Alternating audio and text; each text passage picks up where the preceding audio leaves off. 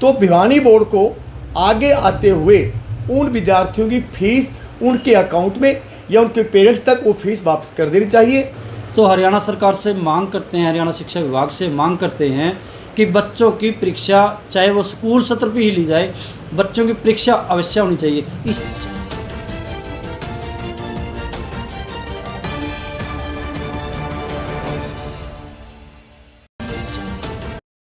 कल federation of private school association का प्रदेश स्तरीय एक शिष्टमंडल हरियाणा विद्यालय शिक्षा बोर्ड के चेयरमैन श्रीमान जगवीर सिंह जी से हम मिले थे।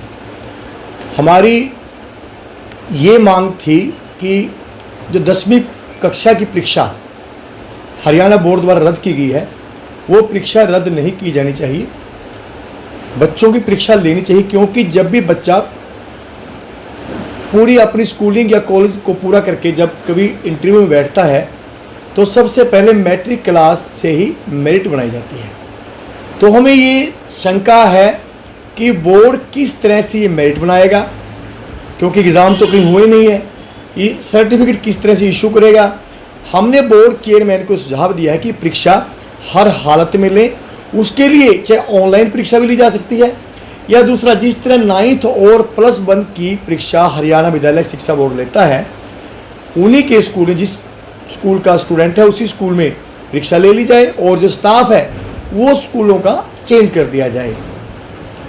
दूसरा हमारी ये मांग है कि अगर बोर्ड परीक्षा नहीं ले सकता, बोर्ड परीक्षा लेने में कंप्लीटली असमर्थ है, तो जिन विद्यार्थियों ने जो फीस बोर्ड को अदा की है वो फीस वापस की जाए। क्योंकि शिक्षा बोर्ड का और हरियाणा शिक्षा विभाग का ये फरमान निजी स्कूलों के लिए उस समय जारी हुआ था कि जो अभिभावक सक्षम है वो फीस दें और जो सक्षम नहीं है वो ना दें। तो जो बच्चे हरियाणा के 3.5 लाख स्टूडेंट हैं जिन्होंने मैट्रिक का एग्ज़ाम दिया है, क्या वो सभी सक्षम थे? उनमें कोई असक्षम नहीं है। तो भिवानी बोर्ड को आगे आते हुए उन विद्यार्थियों की फीस उनके अकाउंट में या उनके पेरेंट्स तक वो फीस वापस कर देनी चाहिए। और परीक्षा अगर परीक्षा लेते हैं तो परीक्षा का प्रारूप हमने बता दी कि परीक्षा इस तरह से वो ले सकते हैं। एक बात हम कहना चाहेंगे कि CBSE हरियाणा बोर्ड है जो, ये एक स्वायत्त इंडिपेंडेंट संस्था होती है, इसमें कोई भी शिक्षा विभाग भी इसमें इंटरफेयर नहीं कर सकता। क्योंकि बोर्ड है जो एजुकेशन बोर्ड है वो एक एजेंसी है जो एग्ज़ाम लेती है, उसका सरकार से कोई भी लेना देना नहीं होता है। और हम जो शिक्षा विभाग के हमारे शिक्षा मंत्री द्वारा बयान आया कि हम परीक्षा रद्द कर रहे हैं और CBSE को फॉलो करते हुए कर रहे हैं।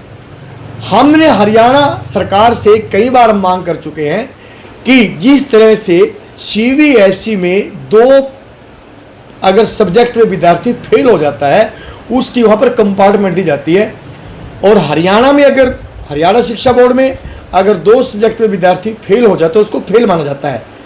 हम पिछले 5 साल से मांग कर रहे हैं कि CBSE को फॉलो करते हुए हमारे हरियाणा के बच्चों को भी 2 सब्जेक्ट में कंपार्टमेंट दी जाए।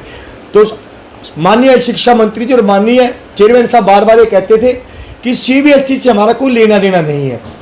अब जब परीक्षा रद्द करने का नंबर आया तो वे कहते हैं हमने CBSE को फॉलो करते हुए। तो सरकार की जो ये दोहरी मानसिकता है, शिक्षा विभाग की जो दोहरी मानसिकता है वो नहीं होनी चाहिए। परीक्षाएं रद्द कर दी हैं, हम इस परीक्षाओं के जो रद्द करने के सरकार द्वारा की गई है हम इस पक्ष में नहीं है। हम तो इस पक्ष में है कि बच्चों की परीक्षा लेनी चाहिए। अगर अब समय उचित नहीं है थोड़ा गैप करके ले ली जाए या ऑनलाइन ले ली जाए।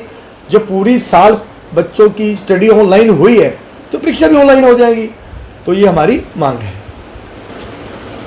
देखिए, हरियाणा विद्यालय शिक्षा बोर्ड भिवानी का जो फैसला है कि बिना परीक्षा लिए ही बच्चों को प्रमोट कर दिया गया है, इसका कोई औचित्य तो बनता नहीं है। जिस बच्चे ने स्कूल में एक दिन भी प्रवेश नहीं पाया और वो बच्चा सीधा अगली क्लास में चला गया, क्या आप मानते हैं कि वो बच्चे के भविष्य के साथ खिलवाड़ नहीं है?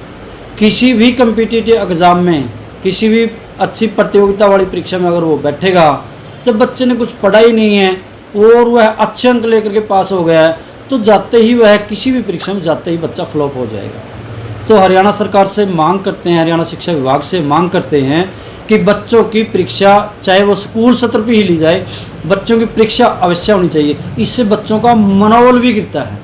बिना परीक्षा दिए बच्चा प्रमोट हो गया है, उससे उसका मनोबल बहुत गिरा है। जिस प्रतिभावान छात्र ने पूरे वर्ष जो है पढ़ाई की है और वह बिना परीक्षा दिए पास हो गया, और जिसने बिल्कुल भी नहीं पढ़ा, जो बच्चा सत्र में नीचे था, वो भी 80% से पास हो गया, तो फिर इंटेलिजेंट और उसमें क्या फ़र्क रह गया। इससे इंटेलिजेंट बच्चे बहुत प्रभावित होंगे और वो आने वाले समय में अगली परीक्षाओं में भी उनका दिल टूट जाएगा और वो अच्छी तैयारी नहीं कर पाएंगे।